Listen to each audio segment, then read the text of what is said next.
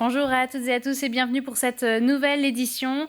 Nous sommes fin septembre, une période qui signe la fin de la production de sel à Noirmoutier. C'est donc le moment pour les sauniers de procéder au collois. Il s'agit du transport de la récolte jusqu'à la coopérative, une opération importante qui dure en moyenne une semaine. Et cette année, malgré une météo compliquée, le bilan est positif pour les producteurs de l'île. Pierre Dalicieux est parti à leur rencontre. Des tracteurs qui parcourent l'île de Noirmoutier de Marais-Salan en Marais-Salan pour récolter le sel accumulé durant toute la saison. Afin de le stocker ici, c'est le collois, une période de quelques jours qui attire à chaque fois des curieux. Ah ouais, je trouve ça impressionnant, la quantité, les hauteurs de... Je pensais pas, ça fait penser au Sahara. Je crois à la dune du Pilat. Et pourtant, c'est bien à Noirmoutier que cela a lieu, une récolte cette année visiblement excellente. Une bonne nouvelle pour les récoltants de l'île. On devrait dépasser 3000 tonnes cette année, sachant que notre moyenne sur 10 ans, elle est à 2000 tonnes. Donc on est largement au-dessus de la moyenne, donc c'est pour ça que c'est vraiment une bonne année. Et sachant qu'en fait, je ne sais pas si c'est réchauffement climatique ou pas, mais en tout cas, ça fait 6 années d'affilée qu'on n'a justement pas eu d'année en dessous de la moyenne. Donc là, l'année dernière, on était sur 2700 tonnes. 2019, c'était une année vraiment exceptionnelle. On avait fait 2 années en une, on avait fait plus de 4000 tonnes. Là, on va être sur plus de 3000 tonnes. C'est vraiment très bien, on est très contents. Ce récoltant de sel le constate aussi, installé ici depuis 1999. Il enchaîne les bonnes années depuis 2015. Pour lui, pas de doute, le changement climatique n'y est pas pour rien. Il est même ici plutôt bon pour les affaires. Le climat change, oui. On le voit, on voit que soit c'est plus orageux, soit c'est des périodes de 15 jours où vraiment il y a des vents de nord-est, où la température fait que... Il y a énormément de sel. Depuis 1999, les années se suivaient, mais c'était toujours une année bonne, 2 années mauvaises ou le contraire. Alors que maintenant, depuis 2015, c'est vraiment des années correctes, on va dire. Le sel récolté cette année ne sera pas vendu avant 2024. L'objectif, garder en permanence un stock à la coopérative en cas d'année mauvaise. Dans le reste de l'actualité, la délinquance en baisse de près de 15% dans le département cet été par rapport à celui de 2020. Une baisse qui concerne principalement les infractions financières et les escroqueries, ainsi que les vols. À noter qu'avec la crise sanitaire, les effectifs des forces de police et de gendarmerie ont été fortement renforcés cet été. Au total, plus de 141 agents supplémentaires sur tout le département. Un mot de solidarité maintenant, la Joséphine, c'est pour bientôt. Le lancement est prévu le 25 septembre jusqu'au 3 octobre. L'heure est donc à la préparation pour les participantes. À partir d'aujourd'hui, elles peuvent venir retirer leur dossard. À La Roche-sur-Yon, un village a même été installé, place de la Vendée. Pour rappel, la Joséphine vise à rassembler autour de la lutte contre le cancer du sein et récolter des fonds pour la recherche.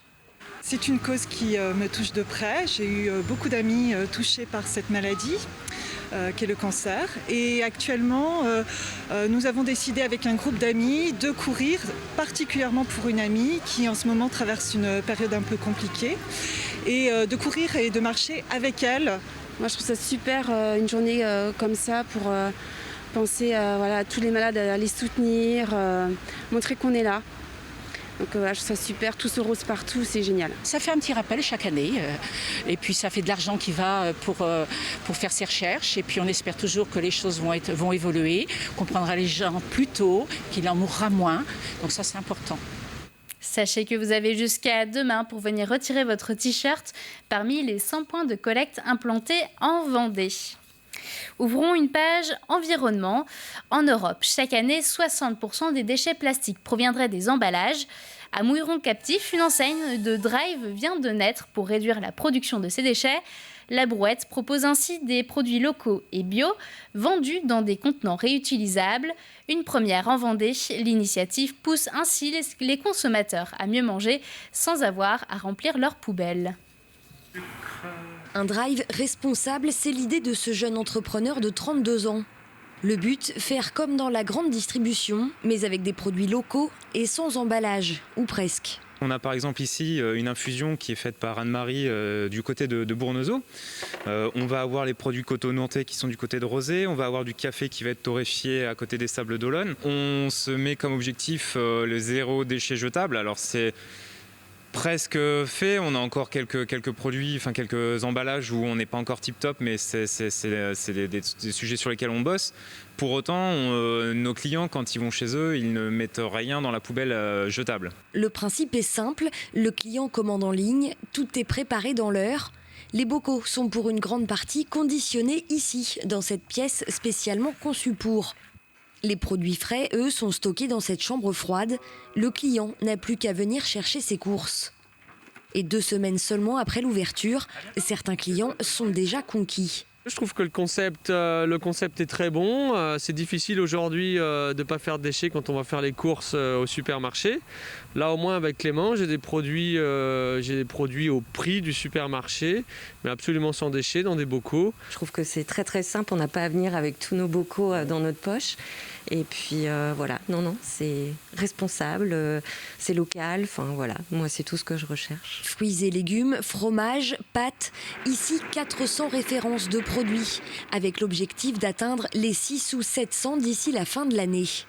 On trouve même les produits d'entretien, toujours avec la même idée, le 0 déchet. Nous, on achète des gros bidons auprès de fournisseurs. On a aussi des bidons vides qu'on met à disposition des clients. Donc, on remplit le bidon. Le client l'utilise. Une fois qu'il est vide, il nous le ramène, récupère sa caution de 10 centimes. Et nous, on le renettoie et on le remet après dans le service en le remplissant. La Brouette est le premier drive responsable en Vendée. Un concept qui en est encore à ses débuts, mais qui se développe. On en compte une 20aine en France. Évoquons maintenant les premières rencontres de l'énergie organisées par le CIDEV. Hier soir, environ 400 élus et responsables associatifs étaient réunis à Mouilleron-le-Captif pour évoquer les enjeux énergétiques du territoire. Parmi les invités, l'écrivain et réalisateur Nicolas Vanier. Il est intervenu en tant que grand témoin, notamment pour évoquer ses nombreux voyages à l'étranger. Moi, j'ai été stupéfait de voir ce que parfois à l'échelle d'une classe, d'une école, d'un petit village, on était capable de faire en rendant les gens heureux. Je pense que ça, c'est important parce que c'est vrai qu'on entend trop parler de restrictions pour effectivement régler le problème de l'épuisement des ressources naturelles, pour régler la problématique du réchauffement climatique. Mais on voit très souvent que mettre en place des solutions qui sont efficaces, c'est aller vers un monde où finalement on va vivre mieux. C'est ce message-là que j'ai essayé de partager ce soir. Toujours à propos d'environnement, vous le savez peut-être, ce samedi se tient le World Cleanup Day, la journée mondiale du nettoyage de la nature, une opération à laquelle participe le collège public d'Esnay. Hier, 2 classes sont parties ramasser les déchets jetés autour de l'établissement. Une initiative dans le cadre de leur cours d'histoire-géographie que les élèves réalisent pour la 2e année consécutive.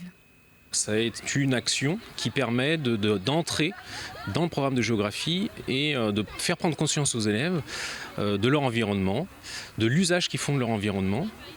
Et qu'en fait, on a l'impression d'avoir un environnement propre. Et quand on regarde bien, on ramasse beaucoup de déchets. On a trouvé aussi beaucoup de bouteilles de bière, beaucoup de mégots de cigarettes. À peu près à chaque mètre, on en trouvait. C'est beaucoup. J'aimerais sincèrement que cette journée elle soit plus importante et que plus de gens le fassent. Et au total, plus de 52 kilos de détritus ont été ramassés. C'est 2 fois plus que l'an passé. L'actualité, c'est aussi les journées européennes du patrimoine qui ont lieu ce week-end. En Vendée, plus de 140 sites et animations seront à découvrir. Parmi les lieux à visiter, le château de la Cressonnière à Ceuzay, un monument encore assez méconnu du public. Il s'agit de l'un des plus anciens logis féodaux du sud Vendée. Grégoire de Châtillon est parti à sa découverte. Laurent Barrault s'est installé dans ce château en 2019 avec sa famille. Un départ de la région parisienne pour un retour à ses origines vendéennes. Sa forteresse est située à Ceuzay, entre Fontenay-le-Comte et la Châtaigneraie. Le château de la Cressonnière possède, vous l'avez vu, un porche d'entrée remarquable, ce qui a déclenché chez le jeune propriétaire un véritable coup de cœur pour l'édifice. Je crois que c'est l'un des seuls châteaux qui a déjà 2 tours avec 2 arches, une piétonne et une pour les véhicules, et à l'intérieur, sous le porche, 2 arches, des accès en même temps. Douves, remparts, vestiges de logis, le monument qui trouve ses origines au XVe siècle a vu passer Henri IV. Son escalier d'époque est exceptionnel, un château qui ne demande qu'à être connu. Le patrimoine vendéen, il y a beaucoup de choses qui sont très connues, mais il y a aussi beaucoup de choses dans les petites communes qui ne sont pas connues du tout. Et ça, je pense que c'est important pour les gens habitant sur place, et pour les touristes et pour les personnes qui sont en Vendée depuis longtemps. Découvrir ce qui est autour de chez soi, le voyage commence par là déjà. Un voyage à travers le temps, ici à Ceuzay, vous découvrirez non seulement toute l'histoire du château, mais aussi la réhabilitation des jardins et cerises sur le gâteau. Dans la salle de l'écurie récemment transformée, vous pourrez découvrir les créations d'une dizaine d'artisans d'art issus du collectif Mingako, réception, chambre d'hôtes, mais aussi de la culture. Cela fait désormais partie de l'actualité du château de la Cressonnière afin de le faire vivre et de le faire connaître au plus grand nombre. La météo ce week-end, il faut s'attendre à un temps plutôt mitigé samedi, mais le soleil fera son retour dimanche. Côté température, comptez jusqu'à 17 degrés le matin et 22 les après-midi. C'est la fin de cette édition, merci de nous avoir suivis. Je vous retrouve dès demain pour l'hebdo de la semaine. Bonne soirée à vous.